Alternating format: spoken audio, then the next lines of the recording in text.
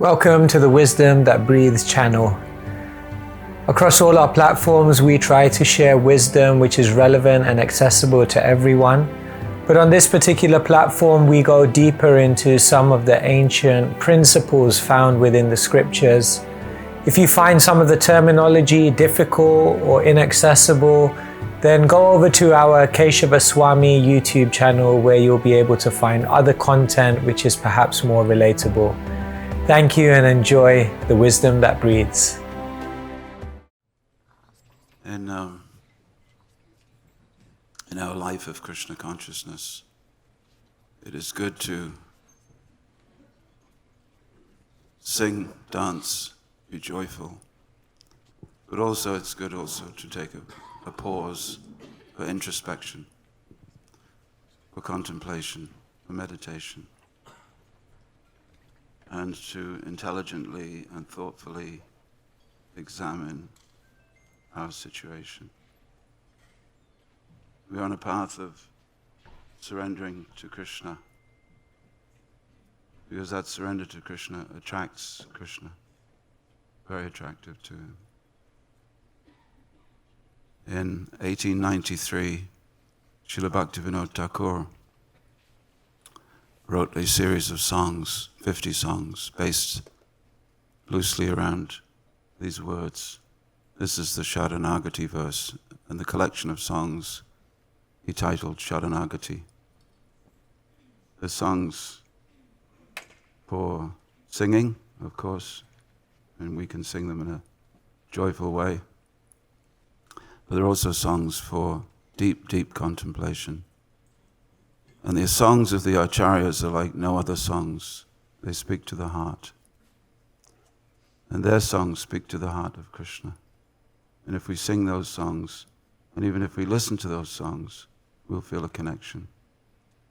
So in this group of songs, the Saranāgati, the songs are about surrender. And Bhaktivinoda Thakur says, the devotee should contemplate, what have I done up until now?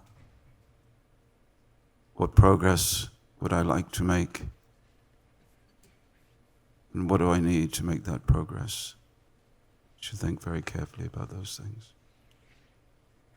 So a few years ago, we did some songs for deeper contemplation. My meditation for this song is that I wanted to share it with a larger group of devotees, so this is the first time we've shared it in this way. But the meditation in this is that I want to give my heart to Krishna. I want to do everything which is favorable for my spiritual life. I want to remove everything which is unfavorable for my spiritual life. I want to accept Krishna as my protector, my Lord, my maintainer. I want to give up my false feeling of independence from him. I want to dedicate myself fully. I want to surrender to him, giving mind, body, and words to him. I want to remain humble at the feet of the Lord. And in this mood, Bhaktivinoda Thakur writes this song, and he imagines himself to be a little puppy at the feet of Krishna. He says, just take me, Lord. I'll be the little dog. I'll stand outside. I'll bark if anyone comes to your house. I'll be affectionate. I'll be ready to serve you always. This is Bhaktivinoda Thakur's song. And what I'd like you to do is to imagine that you are on this long journey, but that you have a lot of friends to help you, that even the great sages are helping you, getting ready to welcome you into the abode of the Lord. The demigods and the demigodesses are scattering rose petals on your path. Yamaraj and Chitragupta are standing there putting their pens down. Yamaraj is like this. Everybody is saying, well done. This life, you made it. Go on now to the spiritual abode. So if you close your eyes, bring the lights down a little more. This is 4 minutes. A little more. That's it. Nice to have daylight. A little more. That's it.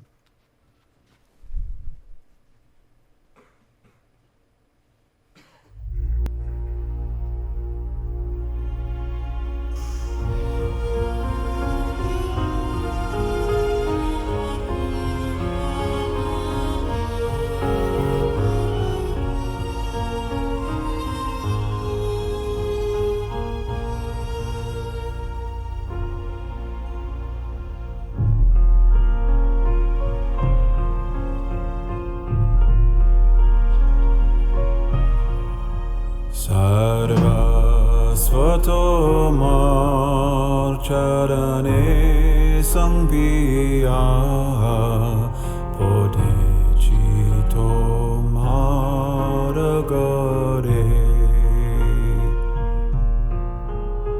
tumito dagur tomagogor bolia jana homore mandiya negade amare palibe rohi botomara dware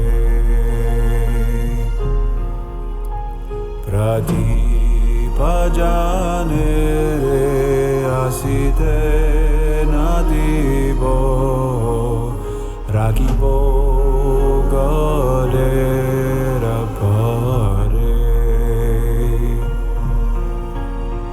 tavani jajana prasad seviya uchishta ragibe jahan amara bodham paramayanande pratidin abetaha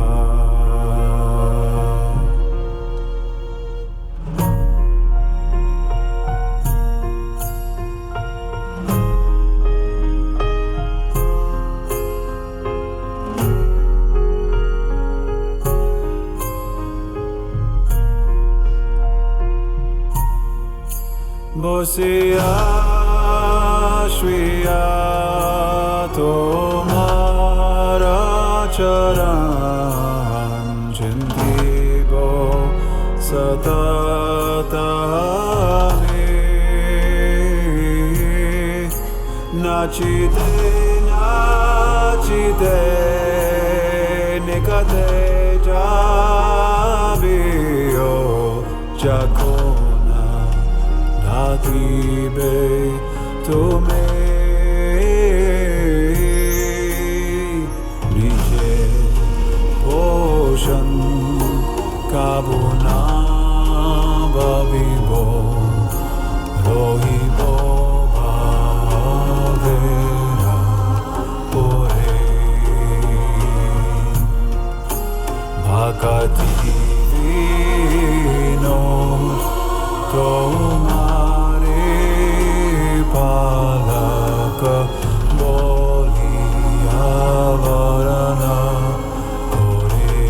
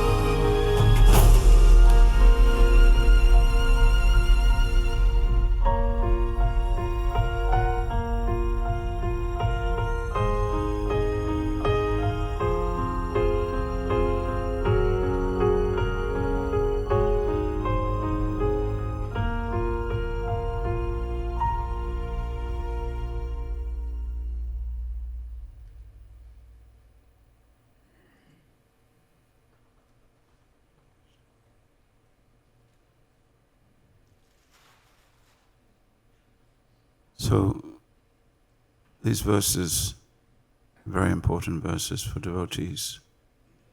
This is called the Saranāgati Verse. One occasion when the Lord was speaking to his devotees, you can bring the lights up a little. The Lord was speaking to his devotees, speaking to Lord Shiva and Lakshmi, Narada Muni, and explaining how to do the things which lead to surrender. How to do the things which lead to surrender. How to surrender and how to help us on the path. These things will not surprise you. But the teachings to Lord Shiva, he wrote down, taught to his wife Parvati. They became known as the Arhir Budnya Samhita. Teachings to Narada Muni became the Narada Pancharatra. Teachings to Lakshmi became the Lakshmi Tantra. And in the Lakshmi Tantra we find this verse. In this verse, we can say it together. Anukulyasya sankalpa pratikulyasya varajanam rakshishyatiti vishvaso goptratve varanam tata atma nikshepa karpanye shadvida Saranāgati. These are the 6 elements of surrender. Prabhupada calls them the 6 divisions of surrender. They're written about by every acharya. They appear in the Pancharatra literature, and the literature which tells us how to establish temples and how to offer flower petals and which way to bow down and where to have the deities, where to have the guru, how to honor prasad, all these things, how to ring a bell, all these things are in that literature. Because these things inculcate the feeling of humility and surrender, that we need to be a devotee. Consciousness, you see, is something that can be molded. And by the daily activities of sadhana bhakti, our consciousness is being molded as a servant. It fits the name. When you get the name Das or Dasi, means I want to be a servant. I want to do these 6 things. And because it is written about by Ramanuja, Madhva, that when the 6 Goswamis come to write their books, they take from these books. So this occurs in the very beginning of the teachings of Lord Chaitanya to Sanatana Goswami. It was Madhya Lila, chapter 22. That's Sanatana Rupa, any experts here? To the 6 Goswamis. Chapter 22, verse 100. So Anukula means that which is favorable, that which is supporting. And then Sankalpa means I will accept, I make a resolve, I'll be resolute, I'll make a decision for that, yes. Someone said there's a nice retreat going on in Nottingham. You think about it, you deliberate, shall I go, shall I not go? How much does it cost? Ooh, then I shall go, I'll not go. It's a long way. Where is Nottingham? I've never been there before. And then you become firm. You sign on the dotted line. Yes, I'm going. You've made your resolution now. Well, I can't back out now. I've got the tickets. Okay? And then we come. So a resolution is like that. So sankalpa means when you make a consideration, considered decision, mental resolve, and then sometimes an announcement. Like when a father is giving his daughter, makes a mental resolve, yes, this boy would make a good husband for my daughter. Then he puts it into action. Then comes the Vagdanam. He gives his voice. Vag, voice, Danam, give. I give my voice to the groom. Then comes the wedding. Wedding is a big thing. Being a devotee of Krishna is even bigger. It requires careful consideration, mental contemplation, seeing yourself going through the motions, then making an announcement, I think I'm going to do it, and then doing it. That all makes up a sankalpa. But along with a anukul sankalpa, there are things that you don't do. Pratikul, varajanam. Varajanam means I reject these things. So now from today forwards, I will not eat any dead flesh. I will not eat any fowl, any beast, any animal. No one shall die by my hands, from my tongue. I make this vow. So is it a positive thing or a negative thing? Well, it's positive, isn't it? So to vow that you're going to do something simultaneously means that I'm not going to do something. Because what I'm going to do is in opposition to what I've perhaps done before. You must not drink alcohol, said the doctor to the patient. He said, all right, I'll cut down. The doctor said, no, that's not what I said. I don't want you to get rid of it completely. Your liver is shot. This is your condition. If you drink any more, you will die. You'll kill yourself. All right, doctor, I promise I'll cut down. I said, no. I want you to go to a rehabilitation center. I want you to become free from the demons of drink. And so off he goes to the rehab center. So here we are at the rehab center in Nottingham. Any habits, any flaws in our character? Keshav Maharaj has been monitoring everyone. What you don't know is that in your rooms we installed cameras before the retreat. Just kidding. So Varajana means simultaneously I will not do these things. So we vow to be clean, austere, truthful and merciful, and at the same time we vow to get rid of these things. And then we're leading a principled life. So what else is involved?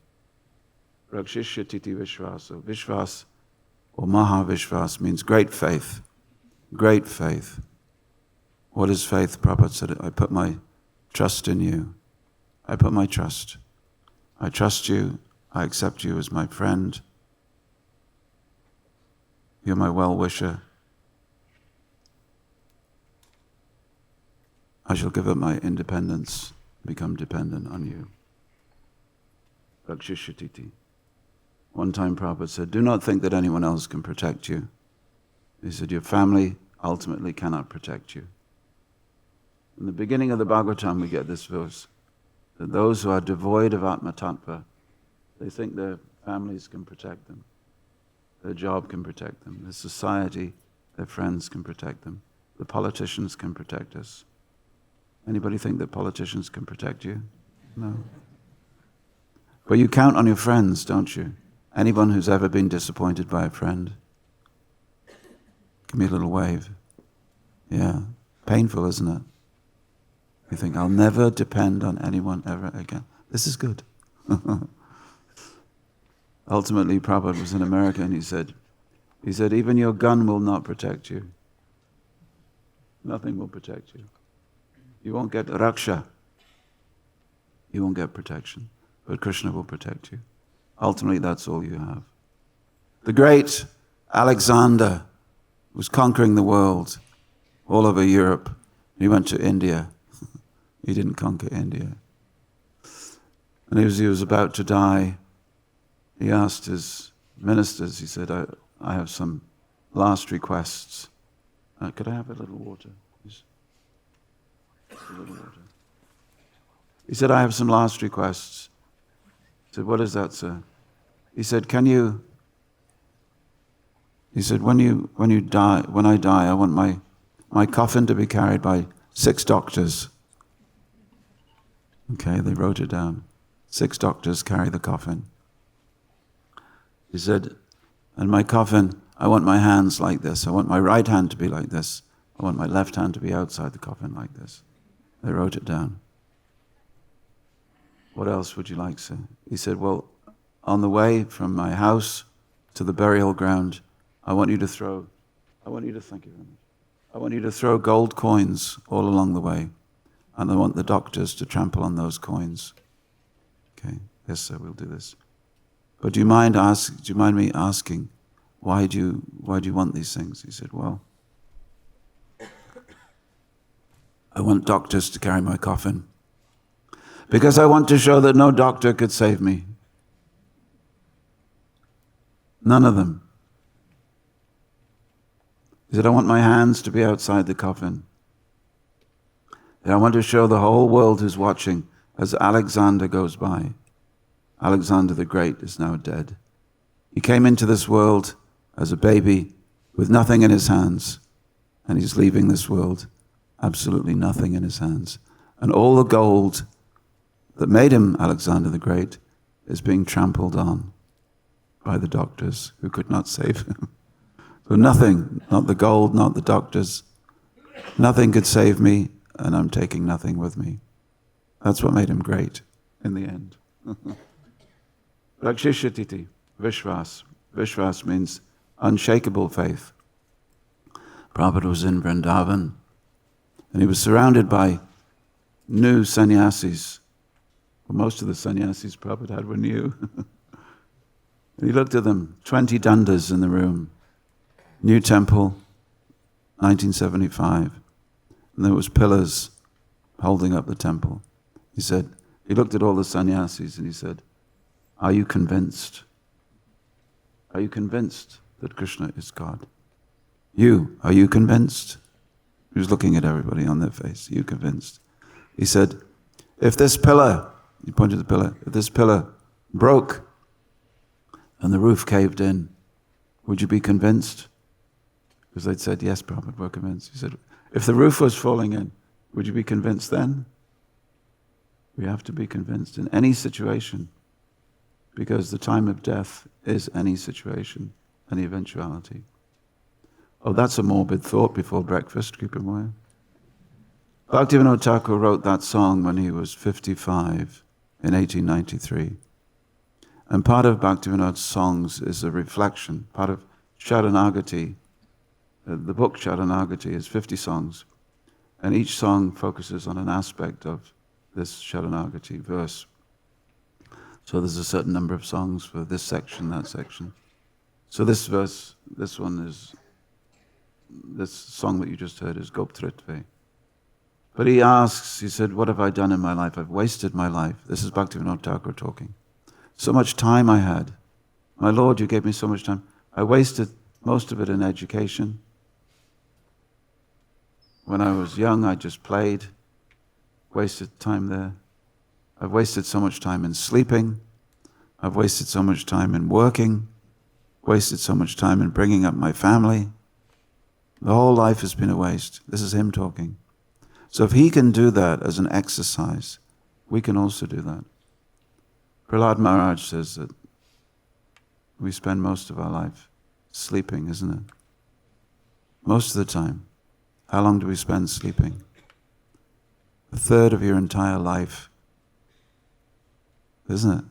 We think 70, 80, even 90 years, if the Lord is kind.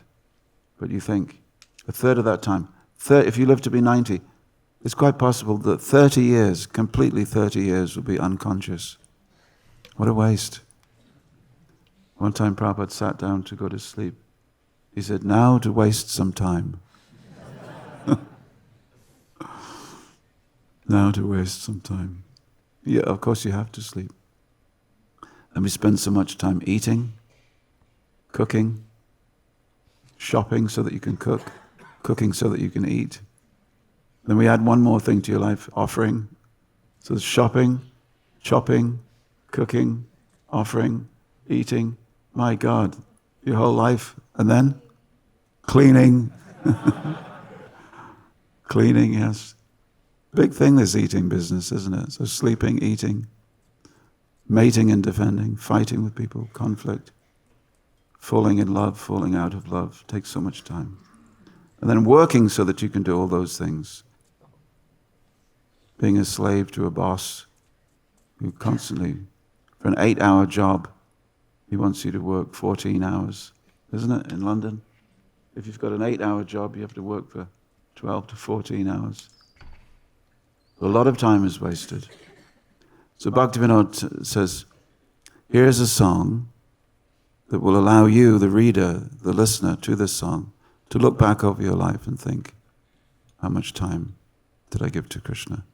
Now that I'm 55, now my time, my Lord, is yours. I'm going to give everything to you. So Goptritve Varanam. Varanam means to make a sort of not only a resolution, but an announcement. It's a choice, actually. Varanam is a choice. Just like Vadu Varanam. I'm saying, when a young man is looking for a bride, Vadu Varanam. Varanam means he chooses. When the father of the bride is looking for someone to do the wedding ceremony, or when the guru is looking for someone to do the initiation ceremony, when we do a fire sacrifice, we look for a priest. And the priest is someone who comes on time. Priest has to come on time. And the right time in the year when the announcement has been made, okay, we're going to have this yajna. So the right time means ritu, the right season. So when you do worship in the right season, when you do a ceremony in the right season, it's called rituja or ritvija. And that priest is then a ritvik. Sometimes the word ritvik is misunderstood. Ritvik means, I choose you to be the priest of the ceremony. So ritvik varanam is part of every ceremony. Ritvik varanam. And it goes like this. Prabhu, could you do the fire yajna on Sunday? Prabhu, could you help us with the ceremonies? Prabhu, we want to install Gauranitai at our house in East London. Could you come and do the pujas? This is all Ritvik Varanam. Everything you do in life flows from choices that you make. You are the sum total of all the choices that you make. Even to be born from a particular mother and father you've chosen. And then they choose certain things for you. But choosing is function of the mind. Mind only has two functions, sankalpa and vikalpa, accepting and rejecting. Whether you're an amoeba,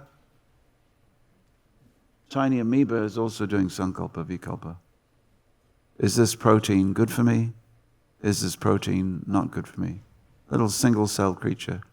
Do I eat it? Do I spit it out? Not a life of great, but there's a choice, sankalpa, vikalpa. Every few seconds we are enacting sankalpa, vikalpa. Shall I continue to listen to this class? Or shall I take an extra 40 wings? Shall I think of breakfast right now? I wonder what they've got for breakfast. This is the last day. I hope I've got enough petrol in the car. Sankalpa, vikalpa. So varanam means to exercise our sankalpa in the direction of goptritve.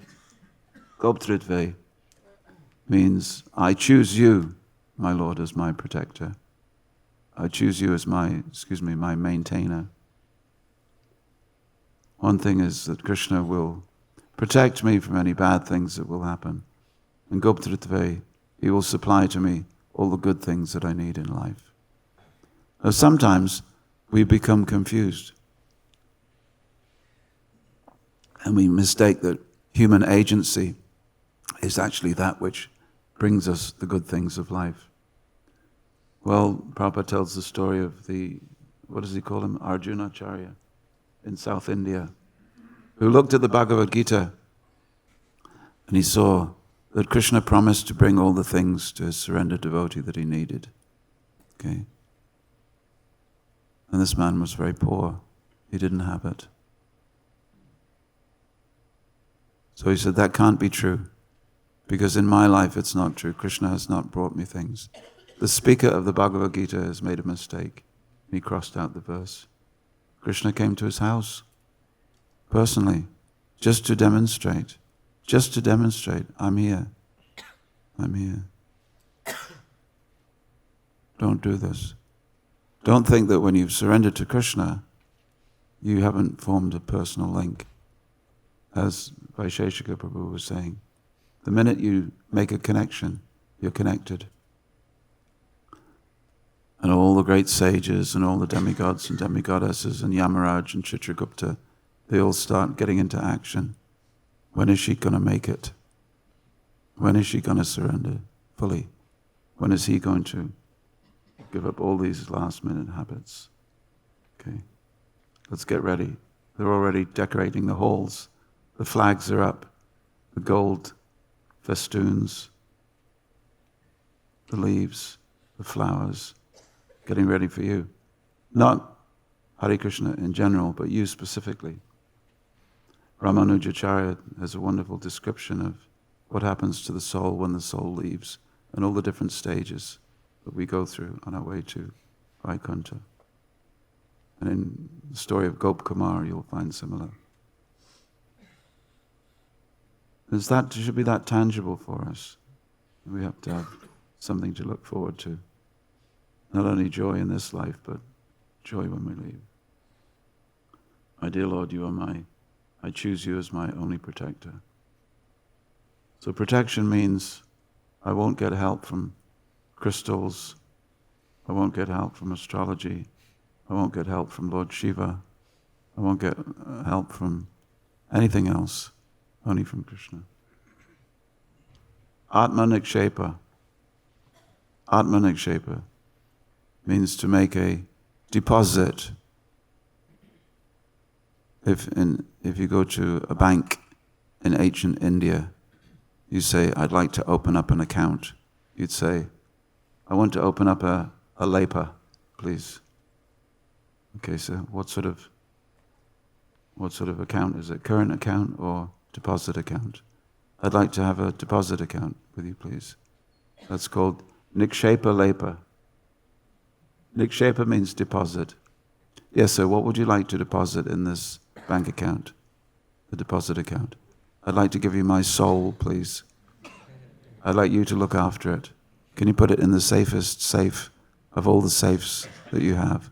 I'm entrusting my soul to you. This is Atma Nikshepa. So sometimes we say it in a different way. Sometimes we have the expression Atma Nivedana. Okay, that occurs in another series of verses, doesn't it? And Jiva Goswami considers this. He says, the first Atma Nikshepa is Krishna, you are my protector.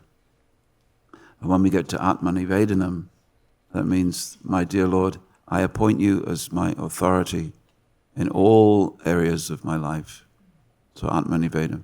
Atma Nikshepa comes at the beginning and Atma Nivedana comes at the end of the list of 11 things that the devotee must do in his life to constitute bhakti. We'll go on to that. 9 of them are the 9 devotional practices. Plus Saranāgati, which Jiva Goswami calls Sharanapati, is the first. And the second is Sad Guru Seva, like that. So all these things constitute the 11 elements of bhakti. They're very important to Atma Nikshepa. What's another word? Atma Nikshepa, Atma Nivedana, Atma Samarpana. Samarpana. What does Samarpana mean? Atma Samarpana. Huh? Consignment. Samarpana means consignment. Just like when you hand over a parcel to DHS or UPS, you don't, well, these days you can track it, but you trust that they will deliver it for you. It's a consignment. I now consign this to you. I've wrapped it, I've put all the stickers on it, it's been tied up with a piece of string. Now your job is to take it to the address. So, my dear Lord, I consign my soul to you. Consign my soul to you. How much time? 3 more minutes. 3, okay. So, and then Karpanye. Karpanye, from that we have the word Kripana. Kripana. A Kripana is a miser who has a lot but thinks that he has nothing. So this feeling that you have nothing is Karpanya. Very good. So I just wanted to say one more thing to you. And time is...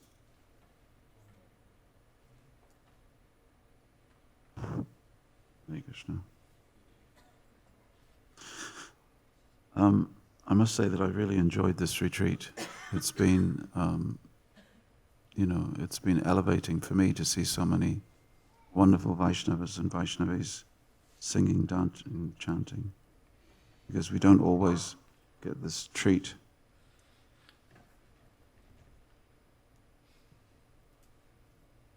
Sweet, sweet, what a retreat. For the soul, I've had a treat.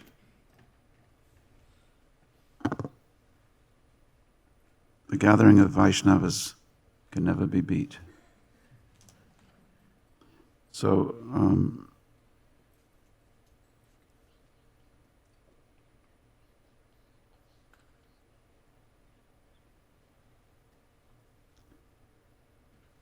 this process of Saranāgati is very attractive to Krishna. It conquers Krishna.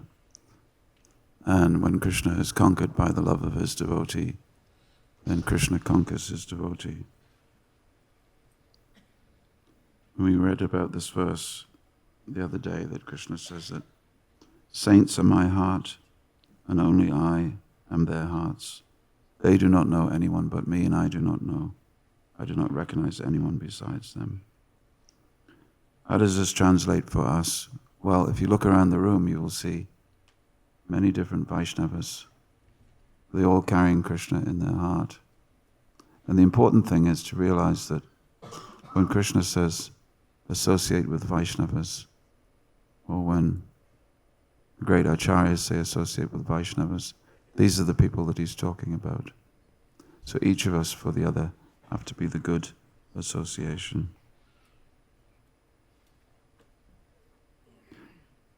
Lord Krishna says, one may worship me within the Vaishnavas by offering friendship to them and honoring them in all respects. As we reflect on how the Krishna consciousness movement is giving opportunities for spiritual seekers all over the country, we have to think of Prabhupada's example of the turtle that's in the ocean. And the turtle comes up to the surface of the ocean to breathe once every 1,000 years. 1,000 years, 1,000 years, 1,000. It's a special turtle. And on the surface of that ocean, which is very vast, there is a lump of wood. And it has one small hole, which is just big enough for the turtle's head and neck to poke through. And the wood is floating for thousands of years. The turtle is swimming for thousands of years and only coming up once every 1,000. What are the chances that when he pokes his head above the surface to breathe, that piece of wood is going to interact with his little head and he's going to be carried along the surface? So Prabhupada says this is the remote possibility that in the human form of life, which comes after thousands of years, someone will become carried along by those who give him Krishna. So just as we have been carried along on that piece of wood, which fit us so well in this lifetime, we also have to share our faith with others, because faith is catching, more catching than COVID. You know, COVID, you sneeze in a lift, everybody gets it. But faith is catching. Whether it's seeing a devotee offer flowers to Srila Prabhupada, offerings to the Lord behind the screen, or whether it's seeing the brahmacharis exuberant dancing and singing. These are faith boosters. So when we come together, we can take that. But we cannot be consumers of other people's faith. Very early on, when I was a devotee, I was told by one intelligent person, he said, do not float on an ocean of others' enthusiasm. He was very intelligent. He was from California. Do not float on an ocean of others' enthusiasm, but find that enthusiasm within yourself. So I took that. And it was very good advice, because the policy at that time was to go out and distribute books, just 2 people, 3 people traveling together. So after 3 days in the temple, they said, this is what we do in the Hare Krishna movement. We travel. And then for 6 years, I never lived in a temple. So you have to find your own faith. You can't depend on others. That means that if somehow or another you got stranded on a desert island, you have to be everything that you need to be a devotee. You have to know how to do everything to support your spiritual life. And that means when you don't go to a desert island, but a place where there is no Krishna consciousness, you can be that one person that gives Krishna to others. It's an amazing thing. All it takes is, in addition to this verse, you just say, Krishna, please make me an instrument in your hands. I'm nothing. I have nothing. My dear Lord, you know me. I can't possibly say anything. But if you empower me, if you give me the words, then I'll be able to do something. It's a very powerful prayer. But be careful. As soon as you say that to Krishna, Krishna will take you seriously. And you'll find yourself in a lift with someone who looks you up and down. You have a choice. Do I speak to this person or not? Okay? And if you do, you never know where it may end.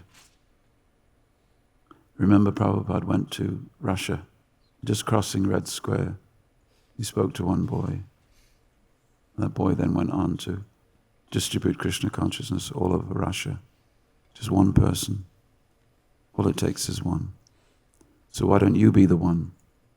Why not? Why not? If you make a decision today, I shall be the one. Pray to Krishna.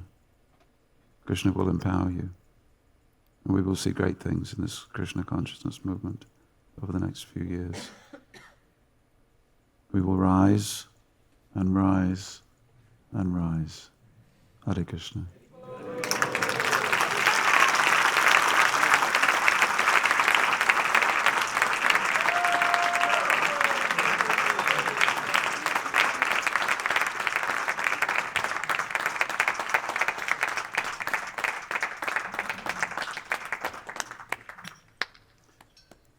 So now it is my pleasure to introduce to you our BBC member who for many years has been sometimes at meetings and at assemblies of devotees. He's been the lone voice championing various causes. So please give me a resounding welcome. His Grace Pragosh Prabhu.